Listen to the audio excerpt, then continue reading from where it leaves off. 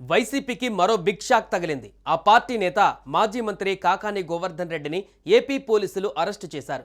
Quartz అక్రమ తవ్వకాలు, రవాణా, నిబంధనలకు విరుద్ధంగా పేలుడు పదార్థాల వినియోగం వంటి అక్రమాలపైన పొదలకూరు పోలీస్ స్టేషన్లో ఆయనపైన ఫిబ్రవరిలో కేసు నమోదైంది. గత కొంతకాలంగా పరారీలో ఉన్న కాకానిని బెంగళూరులో పోలీసులు అదుపులోకి తీసుకున్నారు. గత వైసీపీ ప్రభుత్వ హయాంలో 250 కోట్ల రూపాయల విలువైన క్వార్ట్ను అక్రమంగా తరలించారని అప్పట్లో వివాదం చెలరేగింది. గని లీజు కాలం ముగిశాక కూడా వైసీపీ నేతలు ఆక్రమించుకొని ఇష్టానుసారంగా మైనింగ్ చేశారని పెద్ద ఎత్తున ఆరోపణలు వచ్చాయి.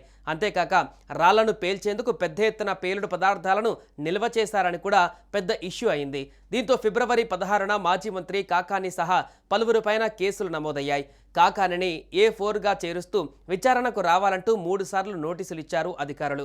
నెల్లూరు సహా హైదరాబాద్లోని కాకాని ఇళ్లకు వెళ్లి మరీ నోటీసులు అందజేశారు. అలా 3 సార్లు నోటీసులు ఇచ్చినా కూడా విచారణకు డుమ్మా కొట్టారు కాకాని.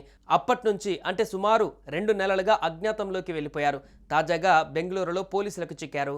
కాకాని ఇదే సమయంలో బెయిల్ కోసం కూడా విఫల ప్రయత్నాలు చేశాడు. ఆయనకు హైకోర్టులో చుక్కెదురైంది. దీంతో కాకాని గోవర్ధన్ రెడ్డిని అరెస్టు చేయాలని పోలీసులు ప్రయత్నం చేస్తున్న నేపథ్యంలో ఒక్కసారిగా ఆయన అదృశ్యమయ్యారు. ఇక గత 2 నెలలుగా తప్పించుకు తిరుగుతున్న కాకాని గోవర్ధన్ రెడ్డిని పోలీసులు ఎట్టకేలకు అరెస్టు చేసినట్టుగా వార్తలు వస్తున్నాయి. గత కొంతకాలంగా కాకాని గోవర్ధన్ రెడ్డిని పట్టుకోవడం కోసం పోలీసులు కాకాని బంధువుల ఇల్లు, ఫామ్ హౌజులలో గాలిస్తున్నారు. పోలీసుల నోటీసులు తీసుకోకుండా విచారణకు రాకుండా ఆయన తప్పించుకు తిరుగుతున్నారు. హైదరాబాద్లో కొంతకాలం, బెంగళూరులో కొంతకాలం ఇలా తప్పించుకొని తిరుగుతున్నట్టుగా గుర్తించి ఆయన కోసం పోలీసు బృందాలు రంగంలోకి దిగాయి.